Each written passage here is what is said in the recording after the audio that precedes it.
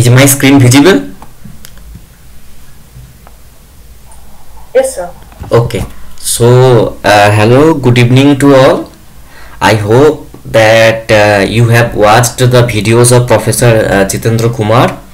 So, in our syllabus, in our NPTEL Engineering Mathematics 2 syllabus, the most important concept that we have to study regarding complex analysis is the concept of analytic functions, right?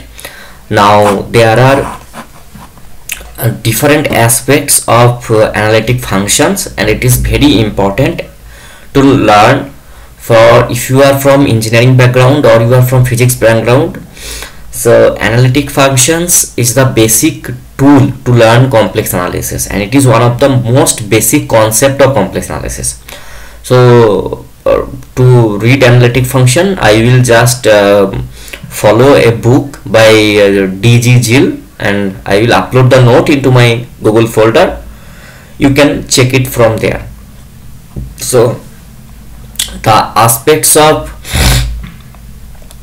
analytic functions: first we will discuss about differentiability, then we will discuss Cauchy-Riemann equations and some of the harmonic functions, about what we mean by saying harmonic functions, and then there are some applications. Okay, so without a delay, let's start. So the calculus of complex functions deals with the usual concepts of derivatives and integrals of these functions. So first of all, in this section we shall give the limit definition of the derivative of a complex function fz. I hope that you all know the limit definition of a function of real variable. So although many of the concepts in this section will seem familiar to you, such as the product, quotient and chain rules of differentiation, there are important differences between this material and the calculus of real functions fx. As the subsequent chapters of this text unfold you will see that except for familiarity of names and definitions, there is little similarity between the interpretation of quantities such as f-x and f prime z, right? So first of all, we define what we actually mean by saying the derivative. Suppose the z equal to x plus iy and z0 equal to x0 plus iy0, then the change in z0 is the difference delta z minus z0, or you can write delta z. If you take z equal to x plus iy, then you can write delta z equal to x minus x0 plus y into y minus y0, and then you can write into delta x plus I delta y. If a complex function, usually if we write the complex function in terms of fz, where z is a complex variable, and this complex function w, which is fz, and is defined at z and z0, then the corresponding change in the function is the difference delta w equal to f of z0 plus delta z minus f z0. The derivative of the function f is defined in terms of a limit of the difference of the quotient delta w, that means increment in w, which is referred to as f z0 plus delta z minus f z0. The derivative of the function f is defined in terms of limit of the difference quotient delta w divided by delta z as delta z tends to 0. So now we will discuss in terms of the proper definition. So definition 3.1, derivative of a complex function. Suppose that complex function f is defined in a neighborhood of a point z0. So here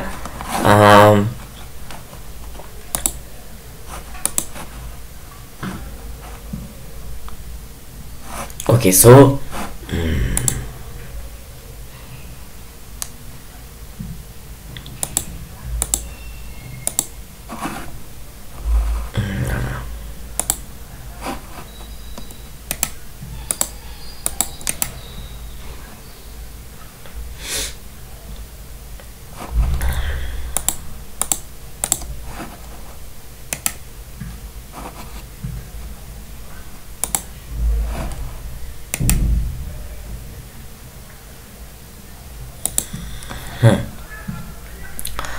So derivative of a complex function. Suppose the complex function f is defined in a neighborhood of a point. So give me just 1 second.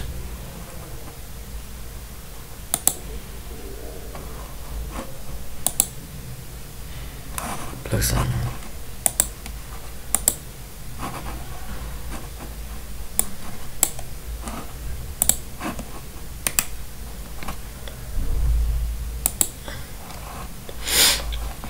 So since you know that complex yes,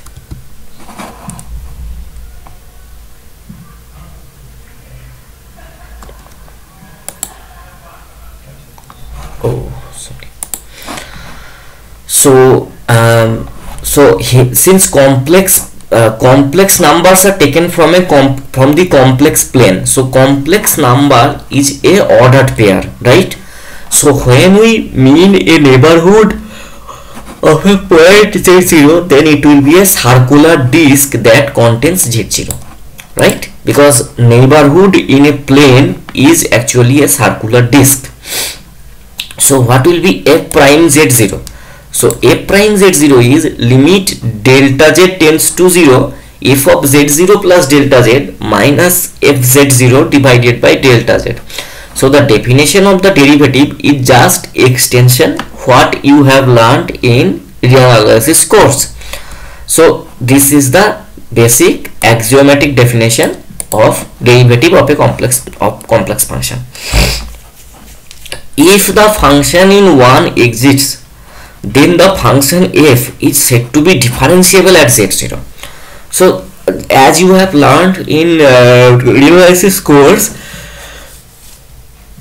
similarly, if the function is derivable, if the derivative of a function fz exists at the point z0, then we will say that the function f is differentiable at z0.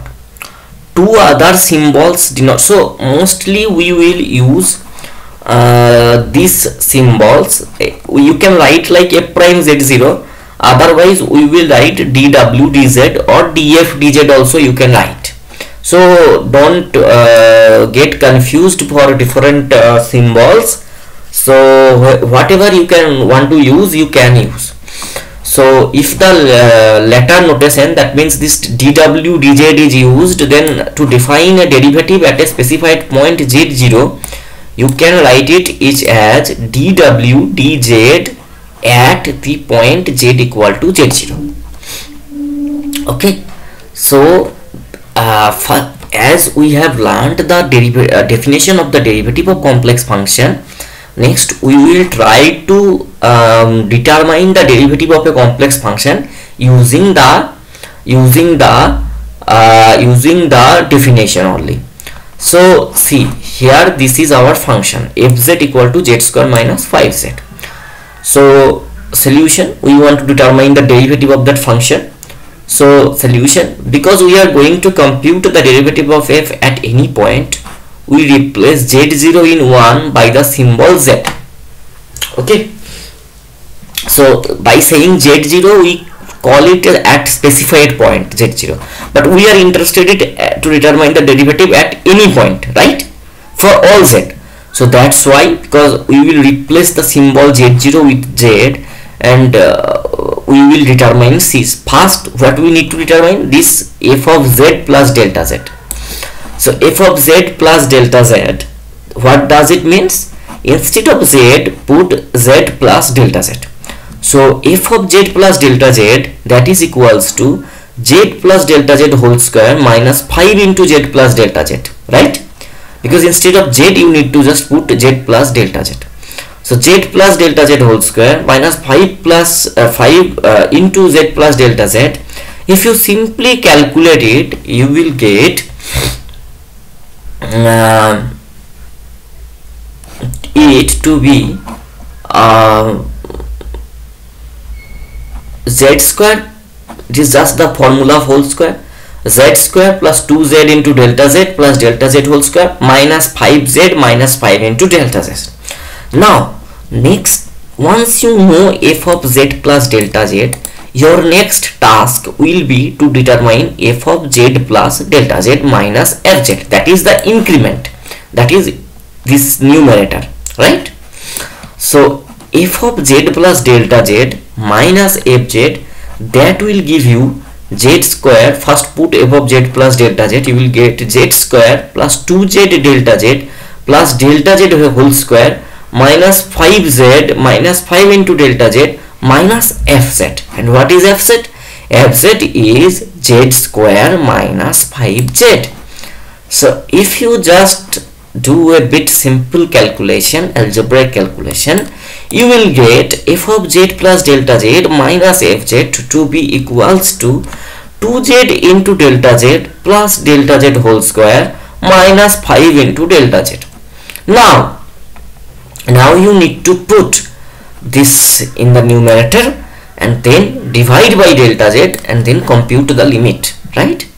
So here we get the numerator to be twice z delta z plus delta z whole square minus 5 into delta z. So finally what one gives, if finally if you put f prime z, so what will be f prime z? F prime z will be limit delta z tends to 0, 2 into z into delta z, just the numerator, that is the f of z plus delta z minus fz. So it is nothing but 2z into delta z plus delta z whole square minus 5 into delta z. You divide by delta z, keep delta z outside the bracket, right? Okay. Keep this delta z outside the bracket, and if you put this delta z outside the bracket, then what will you get? You will get 2z plus delta z minus 5 into delta z, and there is in the below there is one more delta z. So now you know that it is limiting sense, delta z is tending towards 0, so you can cut delta z into delta z. So what you get? You get limit delta z tends to 0, 2z plus delta z minus 5. So what you will get? You will get the final limit to be f prime z equal to 2z minus 5. Priyanka, is it clear? Yes, sir. Okay. So there are I will tell just some of the basic rules of differentiation. These are analogous with the rules you have already learned while performing differentiation of real variables. Okay, so the familiar rules of differentiation in the calculus of real variables carry over to the calculus of complex variables. If f and g are differentiable at a point z and c is a complex constant, then one can be used to show. See, first of all, constant rule. What does it say? Constant rule says that ddz of c is equal to 0. That means if you take derivative of any constant, you will get 0. ddz of a constant into a function will be derivative of a product of a constant and a function is equals to the product of the constant and the derivative of the function. Then there is sum rule. That means ddz of fz plus minus gz is f prime z plus minus g prime z. Next, the product rule. The product rule is also same as of real analysis. So ddz of fz into zz equal to fz into z prime z plus f prime z into zz. So also similarly you can prove the quotient rule utilizing just the this definition which we have learned. And then the last and most important, one of the most important rule is the chain rule. So in likewise in linear analysis you have used chain rule. In complex analysis also you can utilize chain rule similarly. So ddz of f of zz is actually equals to f prime zz into z prime z. Okay, So this is just the chain rule of d dz f of zz equal to f prime zz into z prime z. Next, the power rule for differentiation of z is also valid. So what is power rule? Power rule means that d dz of z ki power n, this is n into z ki power n minus 1. You can also prove this formula utilizing the definition of derivative.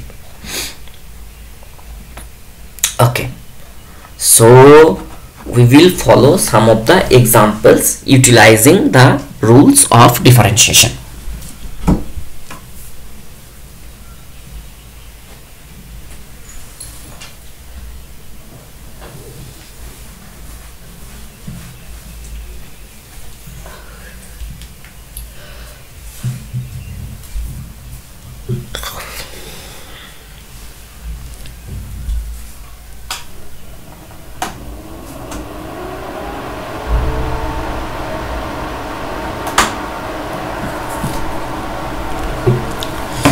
Okay, so next we need to compute the derivatives utilizing the rules which are just learned, right?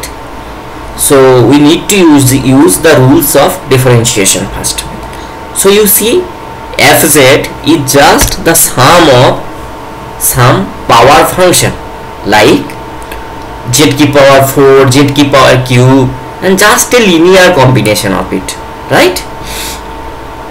So just use the power rule, the sum rule, so you can obtain that what will be f prime z. So first you need to derivative 3z ki power 4, and 3z ki power 4, the derivative is, the z ki power 4 is like z ki power n, so the derivative will be 3 into 4z cube, just 4 comes below and power will be less, is getting less by minus 1, minus 5z cube. So 5z cube, z cube will be derivative will be 3z square, so that will be 3 into 4z cube minus 5 into 3z square, and then finally plus 2z, and derivative of z is z ki power 1, and so 1 into z ki power 1 minus 1 is 1 into z ki power 0, so that will be 2 into 1, and if you take the summation you will get 12z cube minus 15z square plus 2. Next, from the quotient rule 5, so next it is a, so can you please tell me that whether this function is derivative at the point z equal to minus 1 by 4? Is it derivable at z equal to minus 1 by 4? No, sir. Yes. Why? Because 4z plus 4. Yes, the function is not defined at z equal to, it has a singularity, right? And you will learn it that this type of singularity we call it to be pole. Okay, P-O-L-E, pole singularity. Okay, so if you just utilize the quotient rule, you will get, what is quotient rule? So quotient rule means d of fz, if fz is like uz by vz, then similarly operator analysis, you need to, in the denominator you need to write vz whole square, here vz into du dz minus uz into dv dz, you determine the numerator, you determine the numerator, you put, determine the numerator, you put and simply use the algebraic calculation, you will get it to be 4z square plus 2z, 4z plus 1. Now can you please tell me that instead of z, if I need to compute the derivative at the point z equal to say 1 plus I, what I will do? If we put z equal to 1 plus, so we have to want to determine derivative at the point 1 plus I, so what should I do? We'll put z is equal to 1 plus x. Yes, so we put z equal to 1 plus I, right? Now Yes. see, now fz, next question number C. So fz is equal to iz square plus 3z ki power 5, right? So fz is iz square plus 3z ki power 5. right? And it is simply a example of chain rule, right? So it is an example of chain rule. So what we will do, so first this you derivative this fz with respect to z, so that will be 5 into iz square plus 3z की power 4. Next you need to compute derivative what is within the bracket. So this is also just power law and see this power rule and this sum of derivatives. So if you take derivative you will get 2iz plus 3. So that will be all. The three questions are clear. So we will thank you. So we will move to the next problem. Now in real analysis, if you want to prove that a function is not derivable, then you have only to need to show that the left hand derivative and right hand derivative are not equal, right?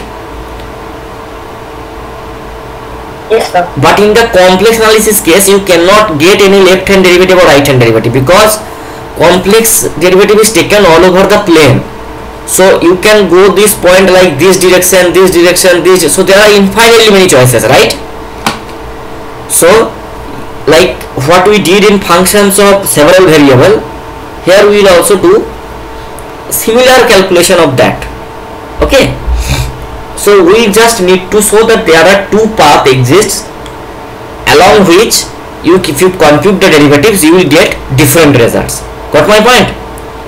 So one such path may be along the you are approaching this point parallel to x-axis. You are approaching this point parallel to x-axis. That means y equal to fixed. And also you are approaching this point parallel to y-axis. That means your x is actually fixed, right? So there are different ways you can approach this point. So there are infinitely many ways. So to prove the function is not derivable at this point, you have infinitely many choices. You just take any of those two choices, two paths, and you can show that the derivative is not matching. Now if a derivative exists, it is always to be unique, right? So next we need to show a function that is nowhere differentiable. So also there exists a function in complex analysis that are nowhere differentiable. So nowhere differentiable means for arbitrary z you will not get differentiable. Priyanka, can you tell me a function in real variable that is nowhere differentiable? So mod x? No, mod x is everywhere differentiable except x equals to 0. Nowhere differentiable means it is not differentiable in the entire R line. And in case of complex analysis, the derivative does not exist for all over this complex plane. Nowhere differentiability means. Just think of it.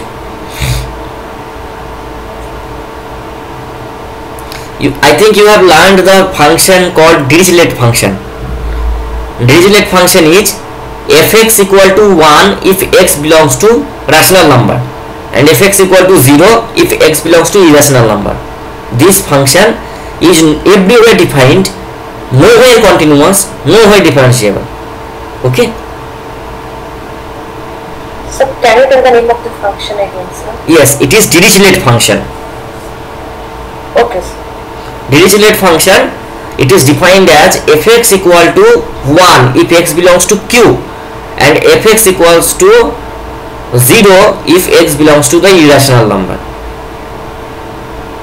Okay. Now see, so in complex analysis you will get, so that we have to show that this function fz equal to x plus 4y, this is not differentiable at any point z. So let z be any point in the complex pair. We take z equal to x plus iy. Okay. So what is z? Z is x plus iy. Now delta z equal to delta x plus I delta y. So f of z plus delta z. So x plus, so the function of f of z plus delta z will be x plus delta x plus 4i into y plus delta y. Just replace x with x plus delta x and y with y plus delta y. Minus x minus 4iy. So you will get delta x plus 4i delta y.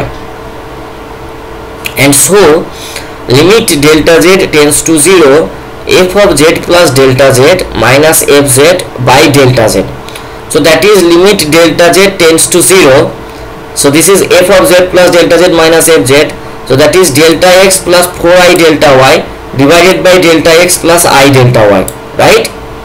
So now if you want to go, like if you want to compute delta z tends to 0 along a line parallel to x axis, if you approach along a line parallel to x axis, so delta y will be 0 on that line, right? Because y is fixed here. Got my point? Yes, sir. If you approach along this line parallel to x axis, so your y is fixed, so delta y is 0, so your delta z is equal to nothing but delta x. So that is delta, that will become delta y equal to 0. So that is delta x by delta x. So this is equal to 1, right? Similarly, if you want to approach this point, this any for any z, right?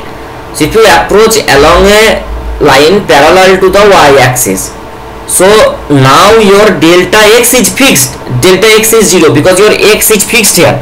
You are taking a line parallel to y, so your x is fixed, so your delta x is 0 and your this limit delta z tends to 0, f of z plus delta z minus fz by delta z, this is equal to limit delta z tends to 0 for I into delta y divided by I into delta y, because delta x is 0 along any line parallel to y axis. So your answer is 4. Now from here, if you choose a path along x axis, you are getting the derivative to be equal to 1, and if you just change the path, you are getting the derivative to be equal to 4. So you are getting two different values of derivative, right? Now whenever derivative exists, it is unique. So x plus 4yy is not differentiable at any point z. Okay.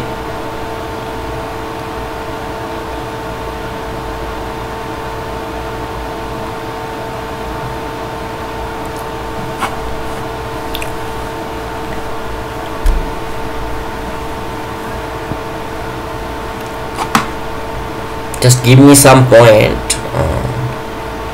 Some exercises I want to exercise.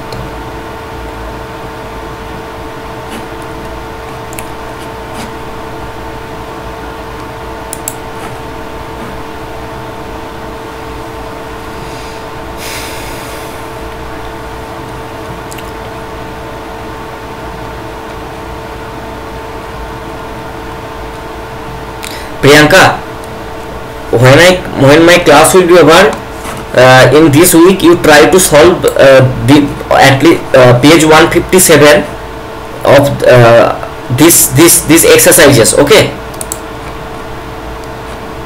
Okay, sir. So I am just I am not telling you to prove all, but at least try to solve up from question number 1 to question number 26. Excuse me. So question number 1 to question number 26, you will get a practice. Okay. And if you stuck in any question, just put a mail to me. Okay, sir. Oh, so whatever I will discuss today, I will following strictly this book, because it is a very basic book. It will be it is very effective also. Also here exercises 3.1. So just write down, try to solve from exercises 3.1, question number 1 to question number 29, 30. Okay. exercises 3.1 1 to 30. Okay, and question number 3 exercises 3.2 1 to 26. Yes, sir.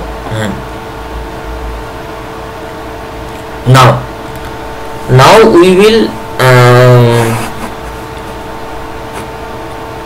also I am giving you one more example. So like x plus 4iy, like you can also construct a function like x plus 5iy. This is this is also not differentiable nowhere. Like you can proceed like this similarly. So I am also giving one more example, that fz equal to z bar. This is also nowhere differentiable. Fz equal to z bar, and this z bar means the conjugate of the complex number, right? This means conjugate of the complex number. Okay, like x plus iy is a complex number, its conjugate will be x minus iy. Now there is this called analytic function. So differentiation is the building block of analytic functions.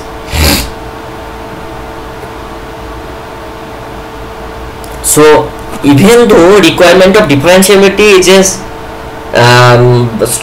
stringent demand, there is a class of function that is of great importance. While members satisfy even more severe requirements, these functions are called analytic functions.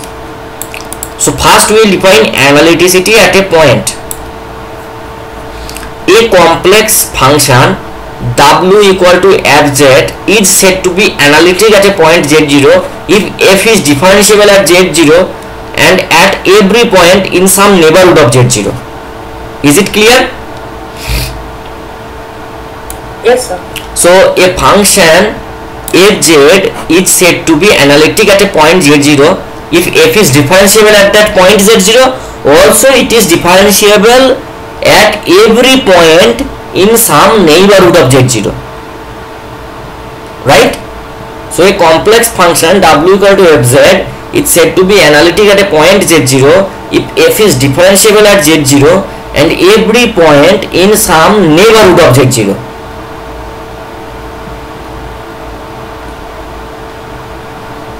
That means the complex function need to be derivable at a point z0. So differentiability does not imply analyticity. If a function is differentiable at a particular point, that does not mean that the function is analytic at that point, because for analyticity you need the function to be derivable at each and every point in some neighborhood of z0. Okay, so which is the strong property, analyticity or differentiability? Obviously analyticity. So analyticity is a very strong property. Now a function f is analytic in a domain D, that means it is analytic at every point in D. Okay, so if a function f is analytic throughout a domain D, then it is called holomorphic or regular. So if a function is analytic all over the domain D, then it is called holomorphic or regular. Next,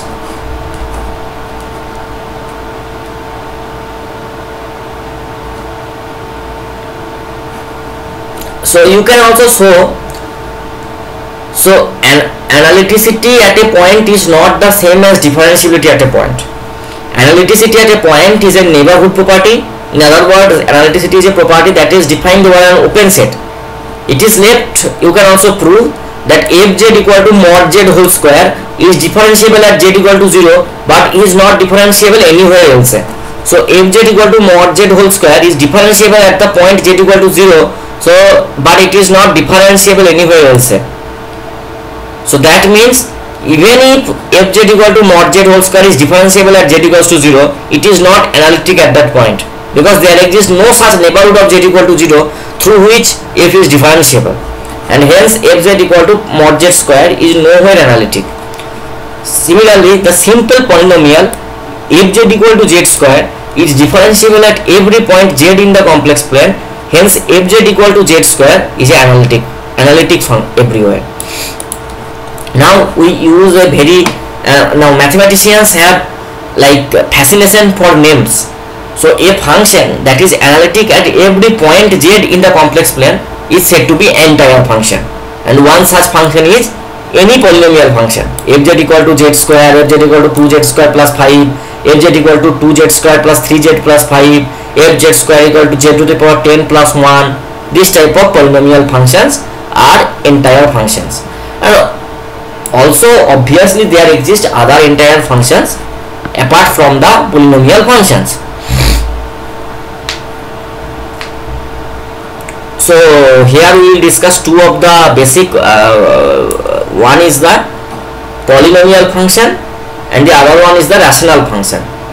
A polynomial function pz equal to an z ki power n plus an minus 1 z ki power n minus 1, where n is a plus and so on plus a1 z plus a0, where n is a non-negative integer. This is an entire function.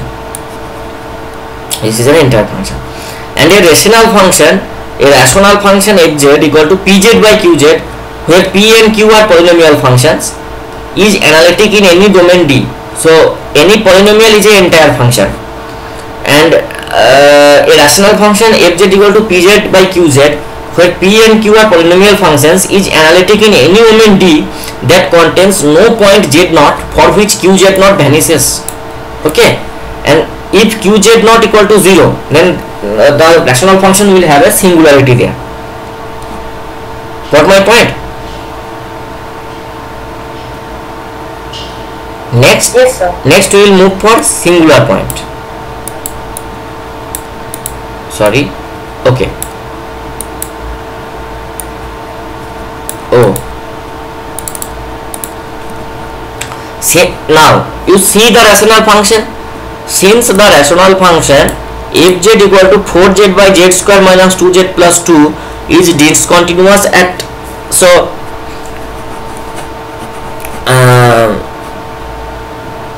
just see, so this is pz is a polynomial 4z and qz is z square minus 2z plus 2. This is discontinuous at I plus 1 plus I and I minus 1 minus I. So f fails to be analytic at only these 2 points.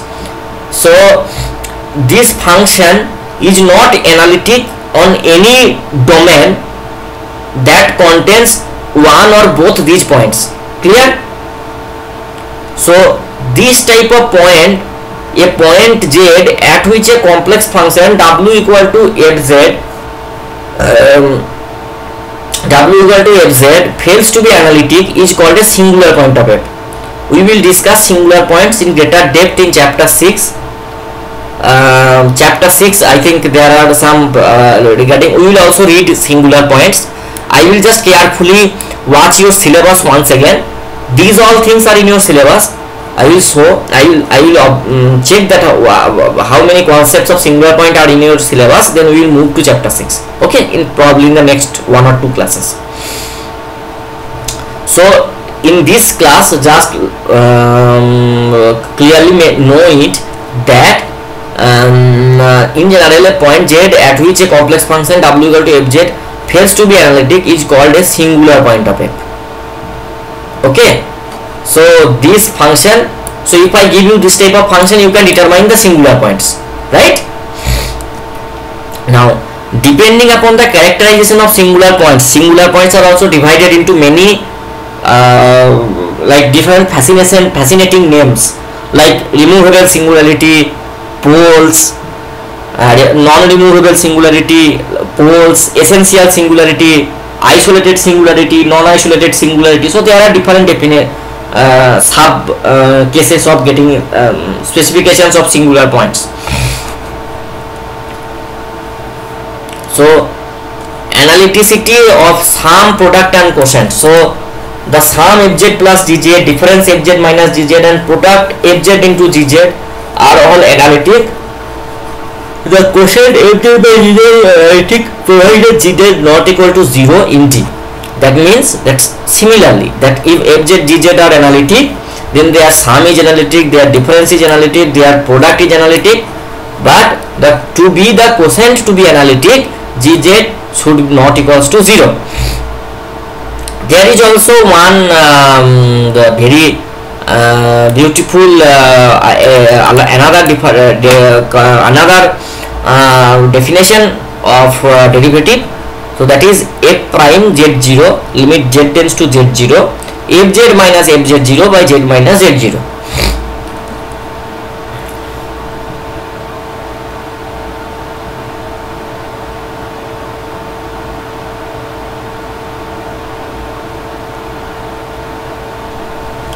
Now differentiability implies continuity. So if a function is differentiable at a point z0 in a domain D, then f is continuous at z0. So which is a similarly this proof is very trivial.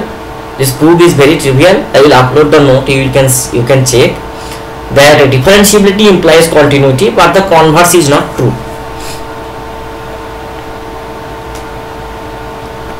So these are differentiability is a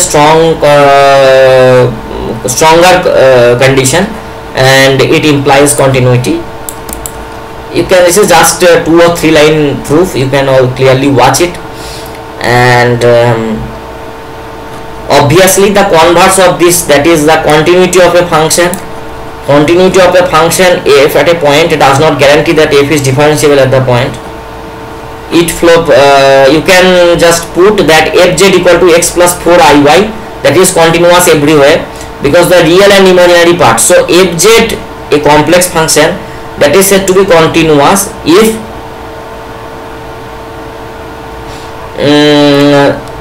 the corresponding real and imaginary parts are continuous.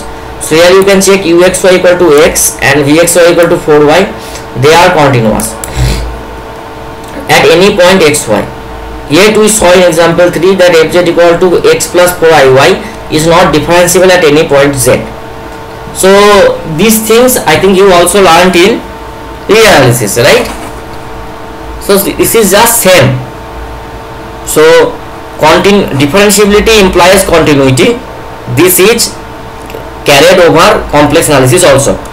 Also yet another concept of reanalysis that is carried over complex analysis is L'Hopital's rule. Okay, so there is one, that is L'Hopital's rule, and L'Hopital's rule tells that I think you all in my past class of engineering mathematics 1 I have discussed about L'Hopital's rule. So what is L'Hopital's rule? So basically, if f and g are complex, f and g are functions that are analytic at a point z0, and fz0 equal to 0 and gz0 equal to 0, but g prime z0 is not equals to 0, then this limit z tends to z0, fz by gz, that will be f prime z0 by g prime z0. Okay.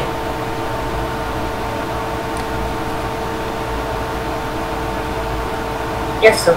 So just use this limit using L'Hopital's rule. Limit z tends to 2 plus I, z square minus 4z plus 5 by z cube minus z minus 10i. Try to compute this function limit using L'Hopital rule.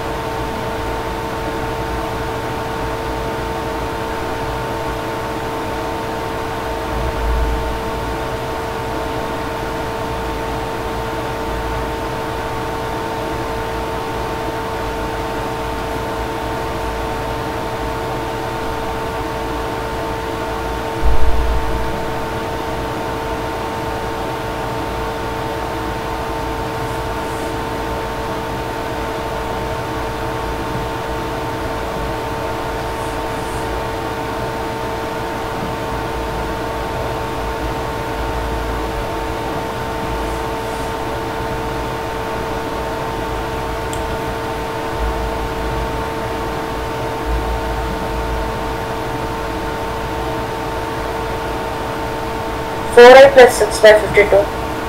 Okay.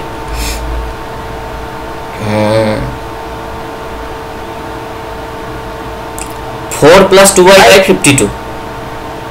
I got 2i plus 8 by 8 plus 12. It's the same as here, but again I took the conjugate.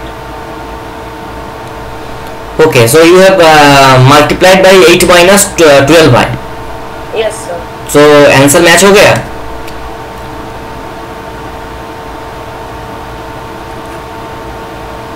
हाँ sir, same answer sir. Okay.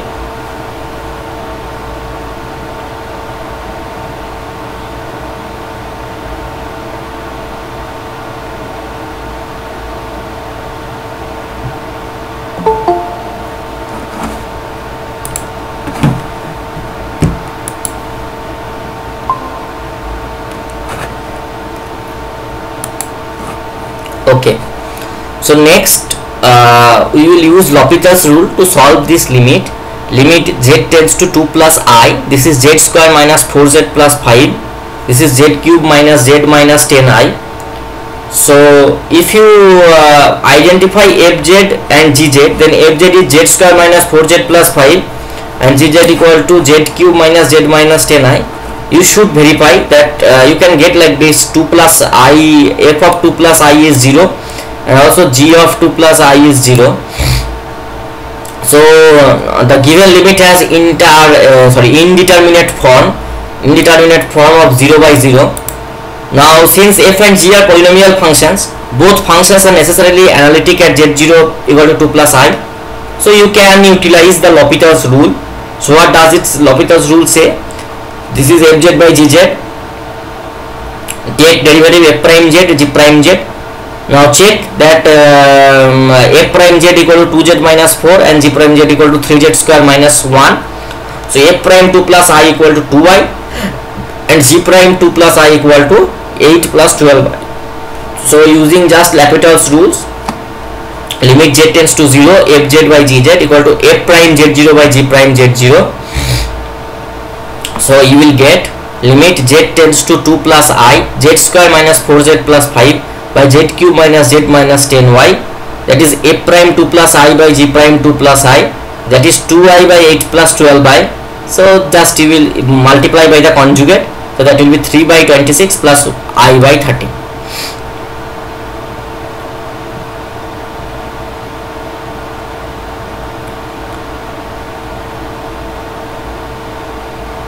Okay, so there are some important remarks. So I am just giving one spoiler of this remarks, that in real analysis, if a function fx is derivable, then its first derivative is f prime x, right? Now the second derivative will be d2f dx square. Okay, now if df dx exists, can you tell that d2f dx square also exists? You cannot tell, right? Yes sir. But in complex analysis, if df dz exists, then d2f dz square, d cube f dz cube, d4f dz4 all exist. Got my point? So that is one beautiful property of complex differentiation. Okay, so I request all of you, I will upload this book. This is from chapter 3 of D.G. Gill book. I am following a book by D.G. Gill. So this is the book, Fast Course in Complex Analysis with Application, by Professor Dennis G. Gill and Patrick D. Sanahan, and they are professor from US. So I hope that you will also try to solve the exercise problems. And these exercise problems will be very much helpful for you for your NPTEL exams, because the problems are well mixed and well balanced.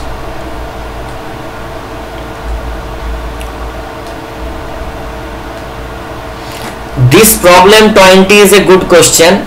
You can get a practice. just choose choose 2 delta z tends to 0, first along line parallel to x axis, then line parallel to line parallel to y equal to along the line y equal to x, first along the x axis, so you put x axis, so put y equals to 0, you will get one f prime z, and next put y equal to x, you will get another value of this function. So you can get that this function is not derivable, right? So this problem 20 is also interesting. Also there are plenty of problems on L'Hopital's rule. You can also try some of them on L'Hopital's rule. You just use L'Hopital rules, you will just compute them. Not only solve like this exercises 3.1, not go to this focus on concepts, because these are bit MSc level problems. Excuse me. Next we will go after discussing about analytic function. We need to learn about the Cauchy-Riemann equations or CR equation. So Cauchy-Riemann equation that acts as a necessary condition for a function to be analytic at a point. Okay. So Cauchy-Riemann equation, it gives you a, or CR equation, it gives you a necessary condition for a function to be analytic at a point. So analytic at a point means that the function is derivative at the point, and also the function is derivative on some neighborhood of that point. Okay.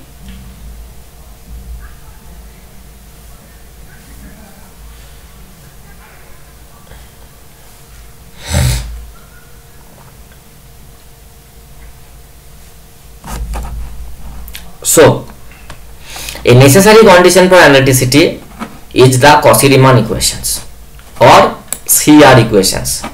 Suppose fz equal to uxy plus ivxy, this is differentiable at a point z equal to x plus iy, then at z the first order partial derivatives of u and v exist and satisfy the Cauchy-Riemann equations.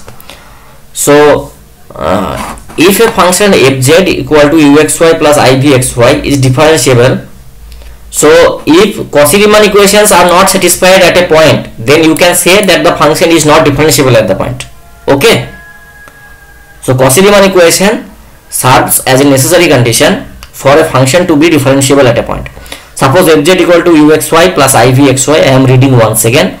Suppose fz equal to uxy plus ivxy is differentiable at a point z equal to x plus iy, then at z the first order partial derivatives of u and v exist and satisfy the Cauchy-Riemann equations. This is actually a couple of first order partial differential equations, right? Del u del x equal to del v del y and del u del y equal to minus del v del x. So just read with me, it is del u del x equal to del v del y and del u del y equal to minus del v del x. And this is the Cauchy-Riemann equations form in the Cartesian coordinate. Similarly, we have Cartesian Cauchy-Riemann equation in Cauchy-Riemann equation in polar coordinate also, right? So del u del x equal to del v del y, and here del u del y equal to minus del v del x. The proof I am leaving is lots of calculations are there, but it is very easy. Now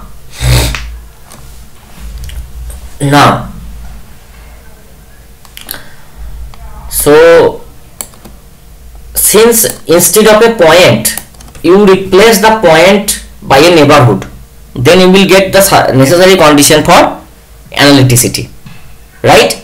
So it also follows from that if a complex function fz equal to uxy plus ivxy this is analytic throughout a domain D, then the real functions u and v, they satisfy the Cauchy-Riemann equations 1 at every point in D.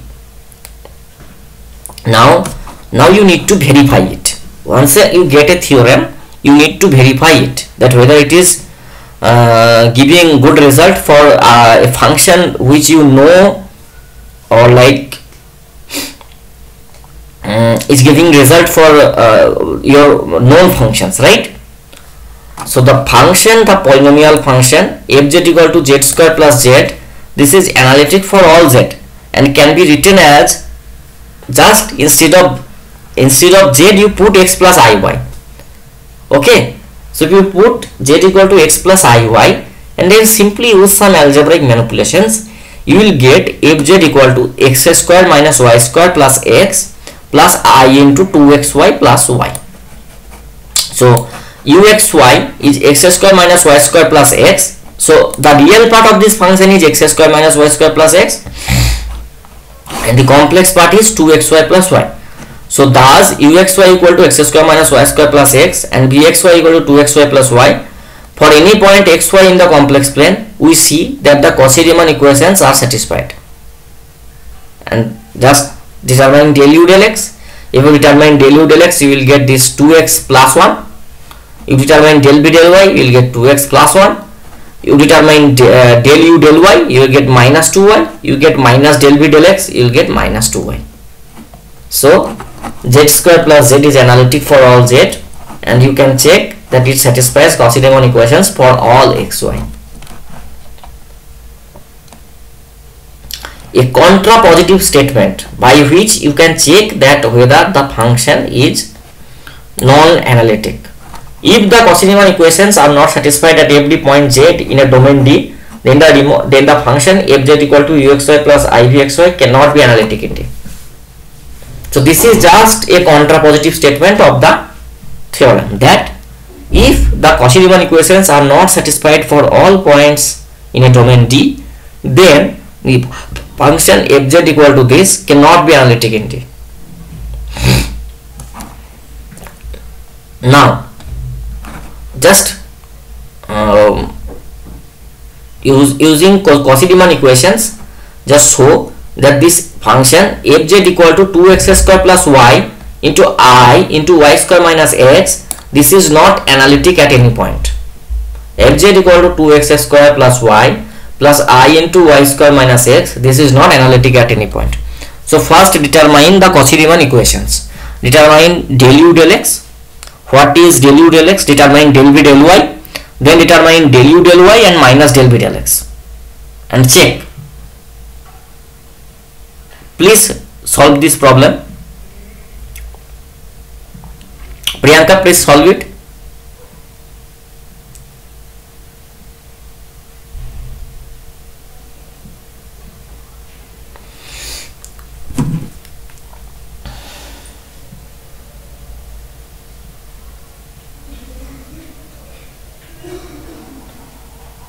Not satisfied, sir.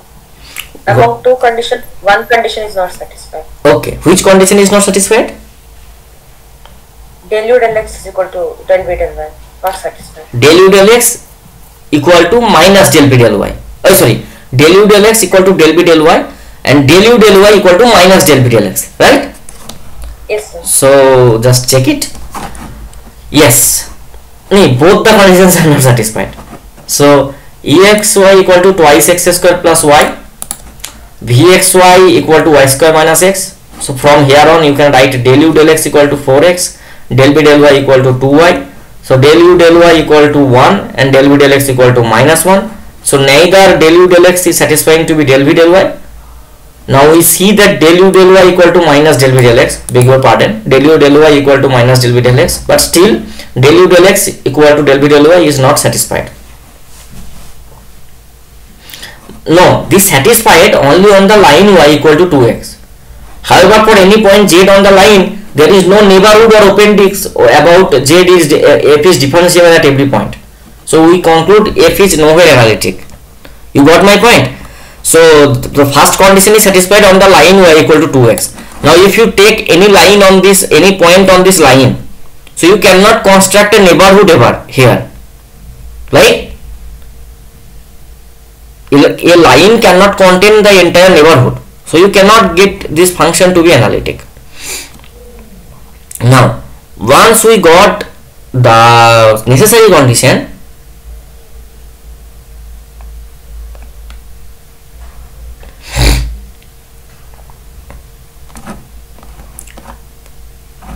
suppose the real functions, now we will discuss sufficient condition.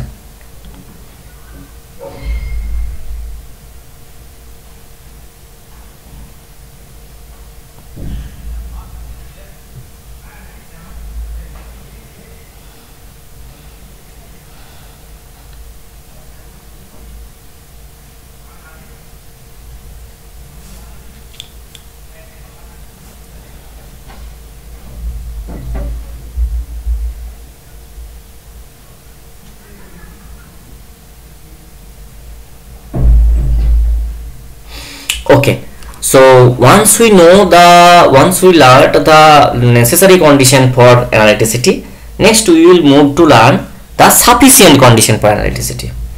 So together the necessary and sufficient will make the necessary and sufficient criterion for analyticity. Now suppose the real functions uxy, fvxy are continuous and have continuous first order partial derivatives in a domain D.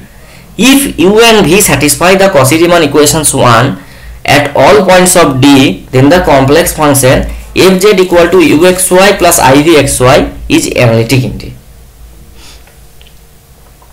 That means if the two functions u and v, they are themselves continuous, also their first order partial derivatives exist in the domain D. Further, if u and v satisfies the Cauchy-Riemann equations, then the complex function fz equal to uxy plus ivxy is analytic in D.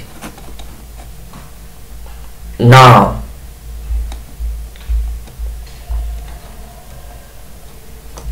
using 3.5,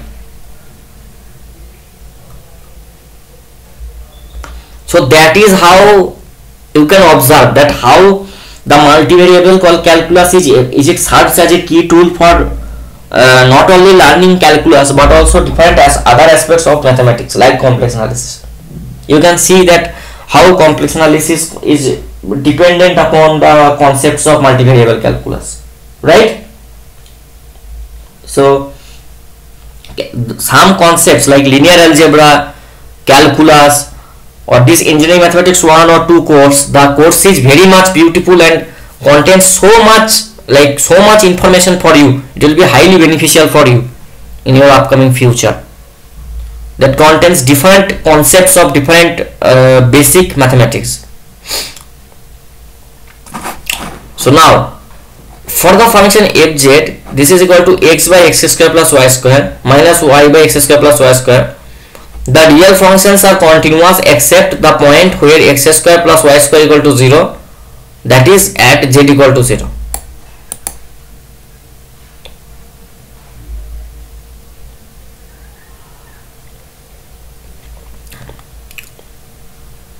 Okay. For about the four first order partial derivatives, you determine del u del x, del b del x, del u del y, del b del y. They are also continuous except z equal to 0. That means x equal to 0, y equal to 0. When you are treating with this u and v, you have to be fixed in the arena of real analysis, multivariable real analysis. But when you go to fz, you need to write it in terms of z or complex analysis. Now you try to compute this del u del x, you compute del b del y, you will get them to be equal. You compute del u del y, you compute minus del b del x. Now, so Cauchy-Riemann equations are satisfied except z equal to 0. Thus we conclude from this theorem and the above theorem that f is analytic in any domain D that does not contain the point z equal to 0. So this function fz is analytic in any domain D that does not contain 0. Okay.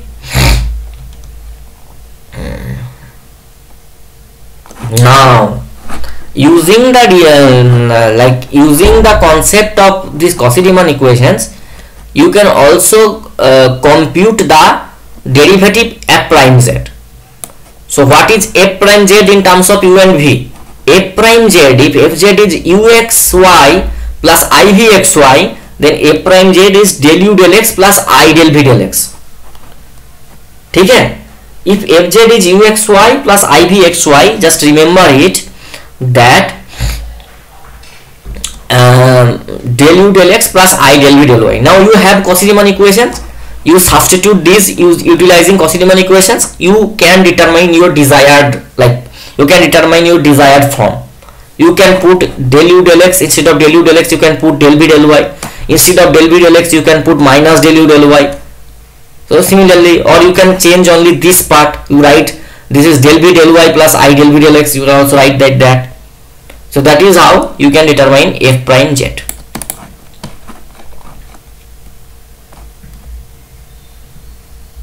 Now, so there is sufficient conditions for differentiability. If the real functions u and v are continuous and have continuous first order partial derivatives in some neighborhood of a point z, and u and v satisfy Cauchy-Riemann equations at z, then the complex function is differentiable at z. So just replace the Cauchy-Riemann equation condition instead of a neighborhood. Cauchy-Riemann equations instead of the domain, you fix the point, then you will get sufficient condition for differentiability.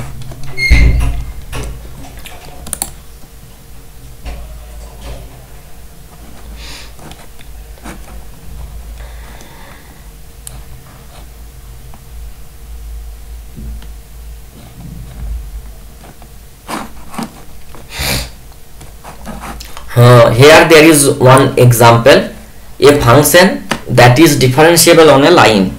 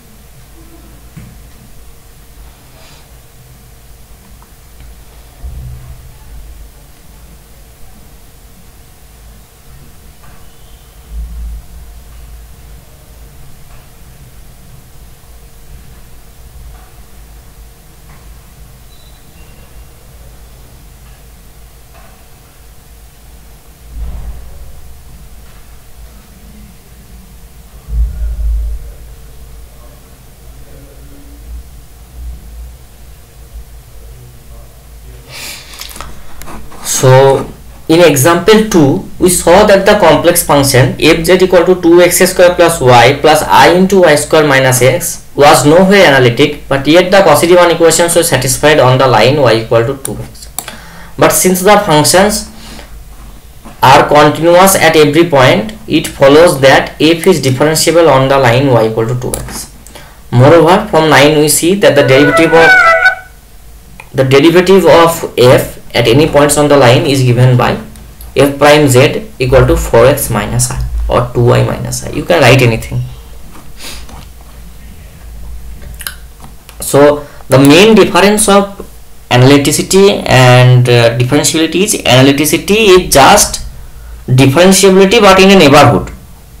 Differentiability is only on property on the particular point, but when you are talking about analyticity, you have to move from a point to its neighborhood.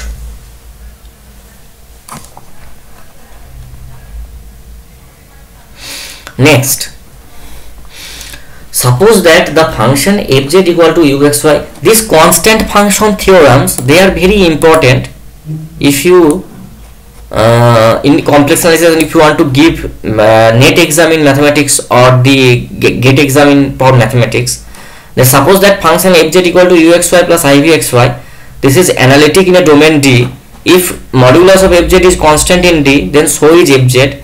If f prime z equal to 0 in D, then fz equal to c in D, where c is a constant. No need of proving. Now the Cauchy-Riemann equation in polar form, you just remember it, no need to prove. Del v del r equal to del u del r equal to 1 by r del b del theta, and del b del r equal to minus 1 by r del u del theta. So in polar coordinate you will have in polar coordinate you will have r and theta. In Cartesian coordinate you get x and y. So in polar coordinates the Cauchy-Riemann equations takes the form del u del r equal to 1 by r del b del theta, and del b del r equal to minus 1 by r del u del theta.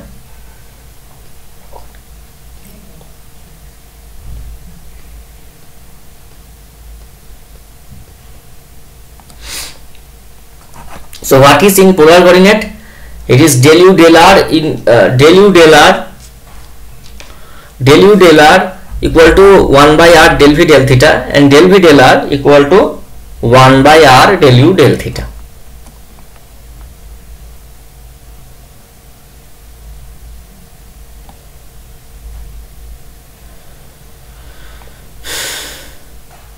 Next, please solve these 3.2 problems. Okay, I will upload the note. You just solve these exercises 3.2. What we have discussed, utilizing those tools, you can also prove it. Okay, sir. So just repeat with me. Cauchy-Riemann equation in Cartesian coordinate is del u del x equal to del b del y, and del u del y equal to minus del b del x. In polar coordinate, del u del r equal to 1 by r del v del theta, and del v del r equal to minus 1 by r del u del theta. Okay, so utilizing those concepts also you can prove this 1 or 2 problems in polar coordinate system. Okay, also like this problem, you use the condition of Cauchy-Riemann equation, then you can determine the value of AB. Okay.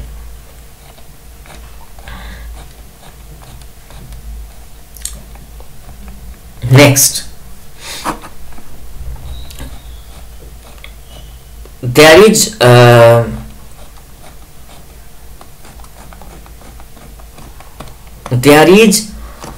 another important aspect that is called harmonic functions. Okay, so what does harmonic functions tells? That harmonic functions are like solution of the Laplacian equation. Okay, so if it directly comes from Cauchy-Riemann equations, if fz equal to uxy plus ivxy, this is an analytic function, then u and v will satisfy this, they will be harmonic function. And what does harmonic function means?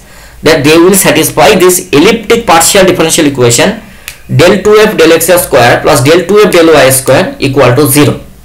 And this equation in mathematics theory, in applied mathematics theory, it is one of the most famous in applied mathematics theory.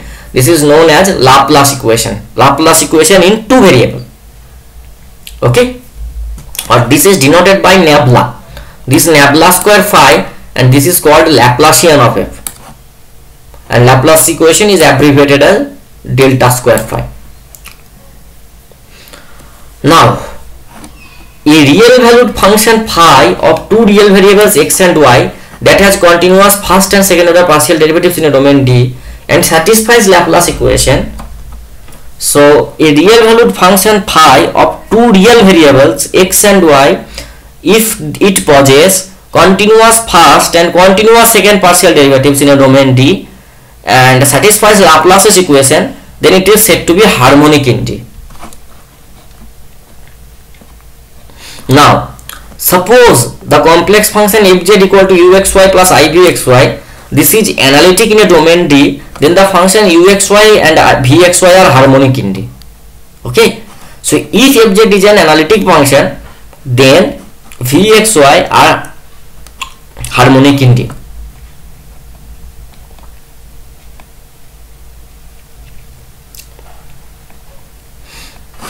Now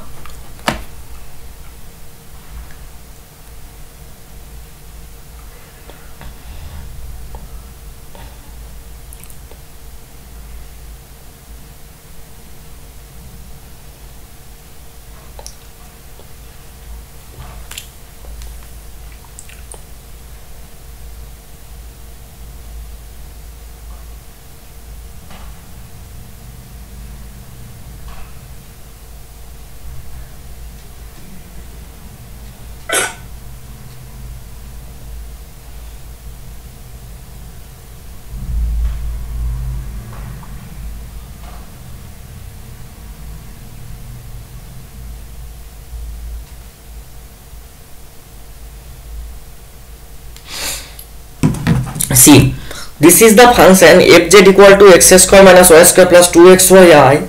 This is entire function.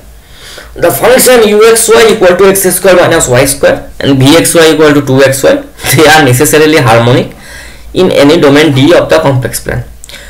You can check it. If x square minus y square, you can check it that it satisfies the Laplace equation. Also vxy equal to 2xy, that also satisfies the Laplace equation. That means del 2u del x square plus del 2u del y square, that will be 0. Also del 2v del x square plus del 2v del y square, that will also be 0. Next, this is very important, and also in your syllabus it is like from your syllabus, that we have just shown that if a function fz equal to uxy plus ivxy, this is analytic in a domain D, then its real and imaginary parts u and v are necessarily harmonic in D. Now suppose uxy is a given real function that is known to be harmonic in D. If it is possible to find another real harmonic function v such that u and v satisfy the Cauchy-Riemann equations throughout the domain D, then the function vxy is called harmonic conjugate of u. So is it clear?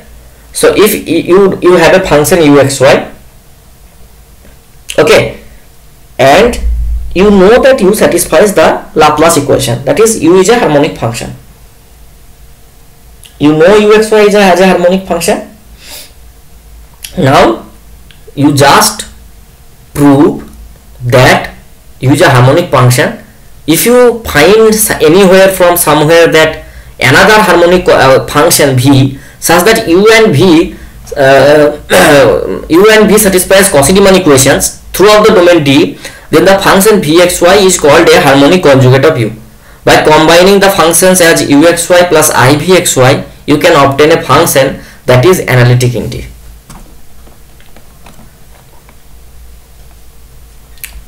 Is it clear? Yes, sir. Okay. So Priyanka, please solve it. That verify that the function uxy equal to x cube minus thrice xy square minus 5y is harmonic in the entire complex plane. Find the harmonic conjugate of u. So first what you need to prove, that del 2u del x square plus del 2u del y square equals to 0. So you determine del u del x. Del u del x is thrice x square minus thrice y square. Del 2y del x square is 6x. Del u del y is minus 6xy minus 5, and del 2 del y square equal to minus 6x. You add them, you will get 0. Now since the conjugate harmonic function v must satisfy the Cauchy-Riemann equation, just you put del v del y equal to del u del x and del v del x equal to minus del u del y. You know u, right? So what will be del v del y? Del v del y will be del u del x. So what is del u del x? 3x square minus 3y square. What is del v del y? Del v del x? Del v del x will be minus del u del y. What is del u del y? Minus 6y minus 5. So if you multiply with minus, you will get 6xy plus 5. Now The first part you integrate with respect to y, you will get 3x square minus y cube plus h of x, because you are integrating with respect to y, so x is kept a constant. If you take derivative of this vxy equal to thrice x square y minus y cube plus hx, you derivative with respect to y, you will get 3x square minus 3y square plus 0, because hx, the derivative with respect to y, will be 0. Similarly, from here del v del x equal to 6xy plus, so here you get vxy equal to 3x square y minus y cube plus hx, right? Now here you have del v del x equal to 6xy plus 5. You take derivative of this 3x square y minus y cube plus hx. If you take derivative, you will get del v del x as 6xy plus dx, right? If you take partial derivative, you will get 6xy plus dx, and here you observe that 6xy plus 5 it is. So del v del x, you equate the two values of del v del x. What you will get? You will get 6xy plus 5 equal to 6xy plus dx. So if you compute it, you will get hx to h prime x as 5. So your hx will be 5x plus c, where c is a real constant. Now the harmonic conjugate of u is v of xy, and this v of xy is 3x square y minus y cube, 3x square y minus y cube plus 5x plus c. So that is how you need to find out the harmonic conjugate of a function. Now if you combine u and v, it's combine the harmonic function u and its harmonic conjugate v, like uxy plus ivxy, then the resulting complex function is analytic. So what is fz? Fz is x cube minus 3x square minus 5y, the u, plus I into v, 3x square minus y cube plus 5x plus c.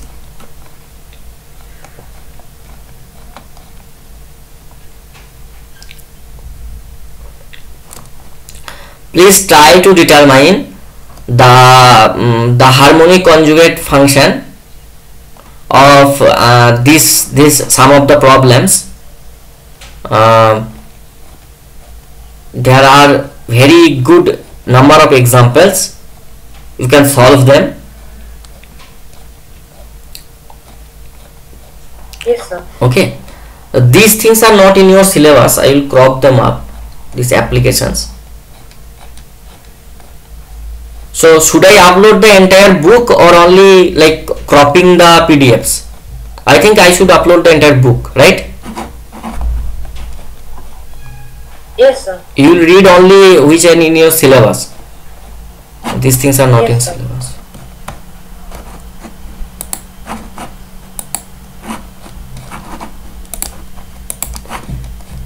So till now we learned like differentiability, analyticity, Cauchy-Riemann equations and harmonic functions.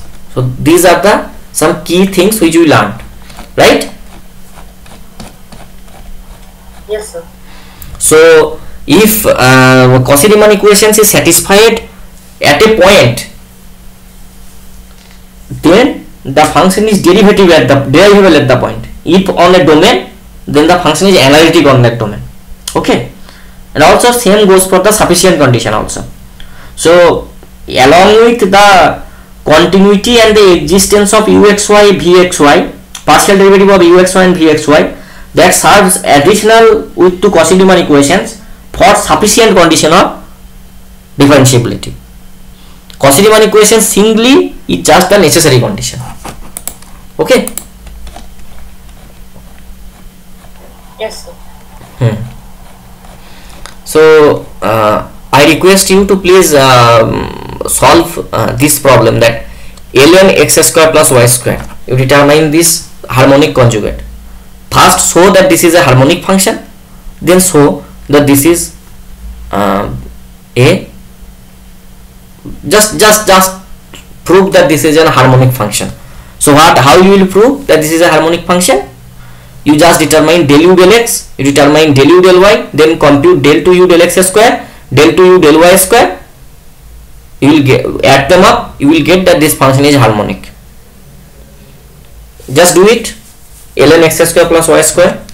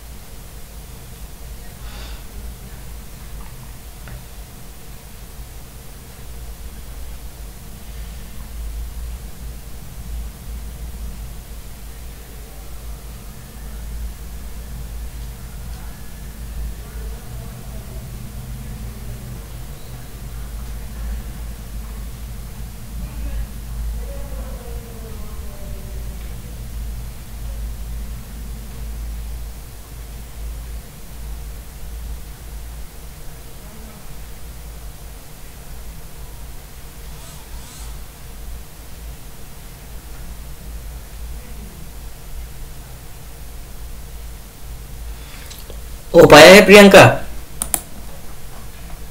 Yes, sir. It is harmonic. Now I am finding this. Just a minute, sir. Okay, okay. You are trying to find out the harmonic conjugate, right? Yes, sir. Okay.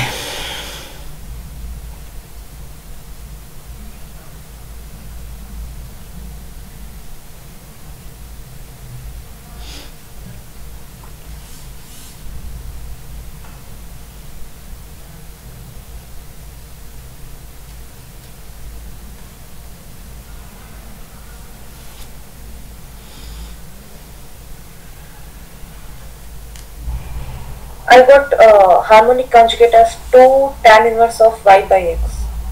I don't have the answer. Okay, wait. Oh, okay. Chapter 3.3. Chapter 3.3. 5.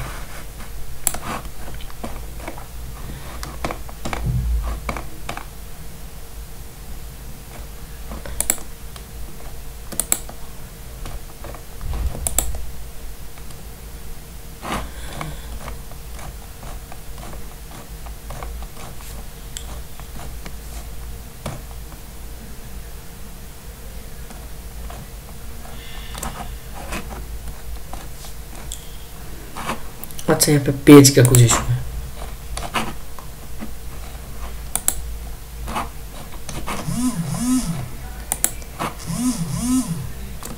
Yes, this is, but you have to write the C. This is ln x square plus y square plus I tan inverse y by x, right? Very good, very good.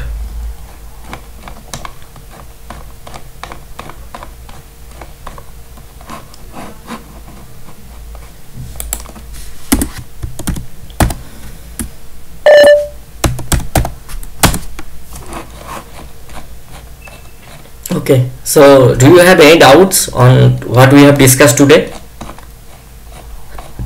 No, sir. Then I will. So just wanted to ask, like, where do we use complex analysis in, like, any application? Like, calculus and all, we we will use it for, like, when there are examples like where we use it for speed, or in fluid mechanics we use vector algebra. So where do we use complex analysis? Complex analysis is widely used if you if you discuss like have you ever heard the equation called Schrodinger's equation? So if you the Schrodinger's equation is nothing but a complex equation. It consists complex number I, right? And also this complex analysis, it has huge application in astrophysics and astronomy. Like when you discuss about like black holes and all, there is huge application of complex analysis, number theory and all. Like for example,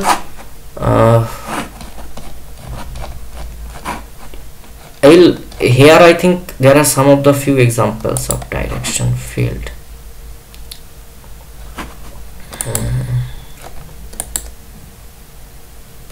Complex analysis like fluid, like electric field.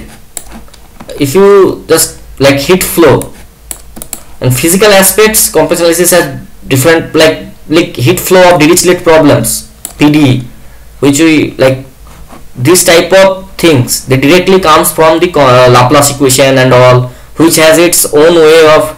Also, there is one theory. There is some concept called potential theory. That potential theory also has like good amount of applications of complex analysis. Okay. Okay. Just I am showing you complex analysis in astrophysics.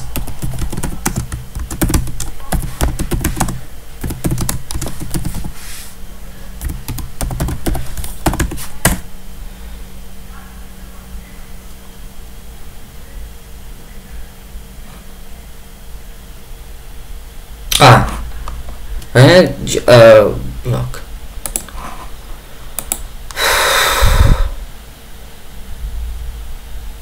What does it say?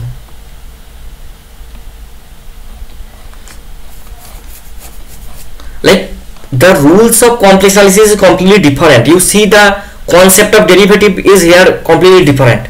Here your derivative means slope in a analysis, but here the geometry, there is no such like geometry involved here, right? It is much more abstract.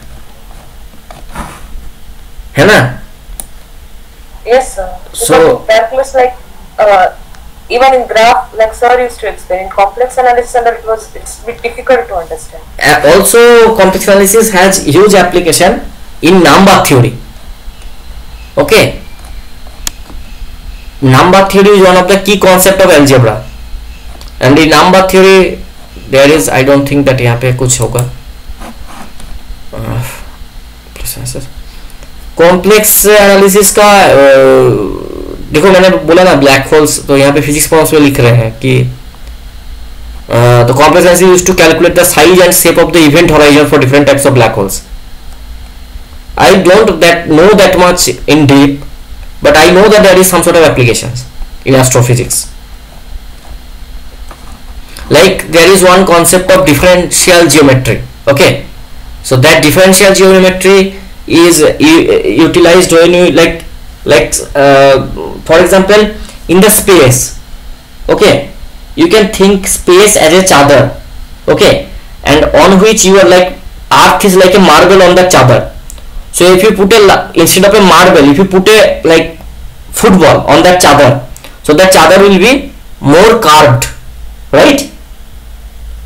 Yes, sir. There are two people who are like चादर को दोनों तरफ से वो पकड़े हुए हैं और चादर के मिडिल में आप एक मार्बल रख रहे हो, तो उससे वो चादर नीचे की तरफ ज्यादा खींचा आएगा या फिर एक फुटबॉल रखने से ज्यादा आएगा? फुटबॉल रखने पे. So that is how the effect of gravity on space is explained on like balls or pebbles on a chadar. And there is one concept called differential geometry, and the ideas of differential geometry is widely used to explain gravitational waves in physics. Okay, so complex analysis is mostly used in physics, or like if you go some higher electrical engineering and all. So complex analysis is just a tool to explain several real world phenomena.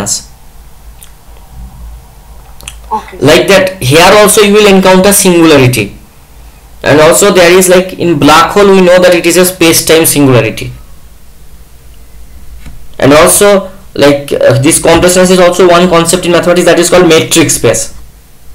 In metric space you define distance between arbitrary sets on arbitrary sets. Like in real number we know the distance as modulus of x minus y, any two points, right? If x and y are any two points in R, then the modulus of x minus y is the distance between the 2 points x and y. Yes, sir. But if I give you like the set of all continuous functions, then can we define a suitable distance like modulus of x minus y? Got my point? Yes, If sir. instead of R I am giving you the set of all continuous functions from 0 to 1, मतलब C01, that means the functions that has domain, continuous functions that has domain on the 0 1, on 0 1. Okay. Okay, sir. So I think these things are also in syllabus, right? Analytic functions and so. What you taught is in syllabus, sir. Analytics and all. So engineering mathematics too. Engineering mathematics too. Yes, right? Yes, sir. Like I was just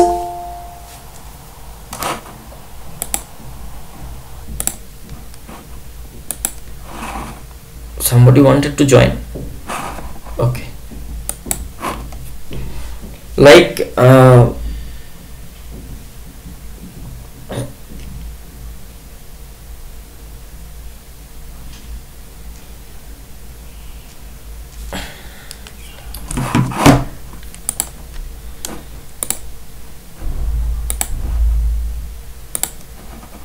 so I hope that also like in so assignments अभी कौन सा topic में assignment दे रहे हैं उसमें? Right now numerical methods, sir. Okay, so I did not discuss much on limit and continuity because limit and continuity is easy. So also I think what I have covered, like question 6 will be from this, you like up to question 6 we can cover from what we have learned till now in assignment 3. So next we need to learn like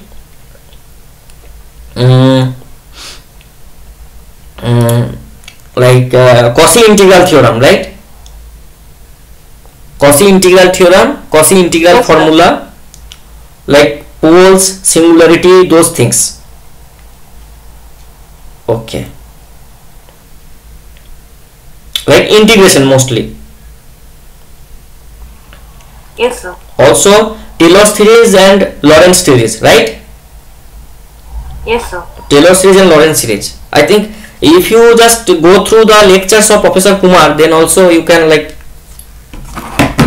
also you can solve it bit. Okay, so in next class I will just follow this book because this has a plenty of examples and also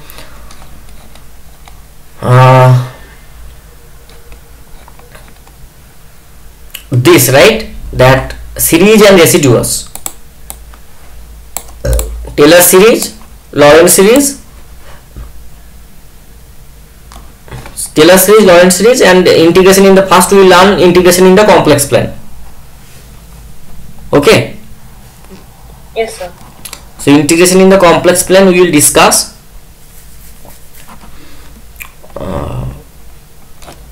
Then we will discuss about series and residues and all. So just give me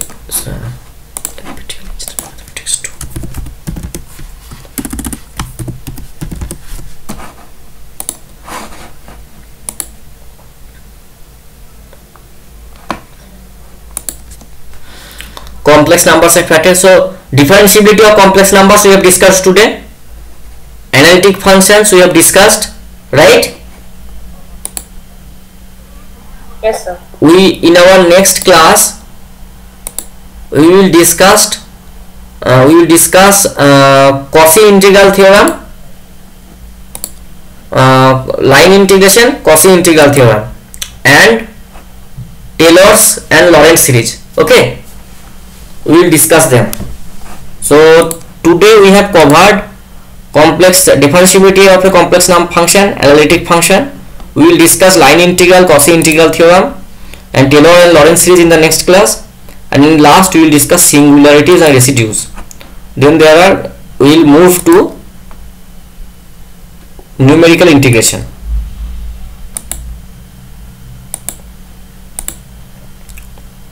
Okay. Okay, sir. So thank you. If not there are any questions, so thank you for joining. Thank you Priyanka, thank you sir who have joined. Thank you, sir. Okay, thank you.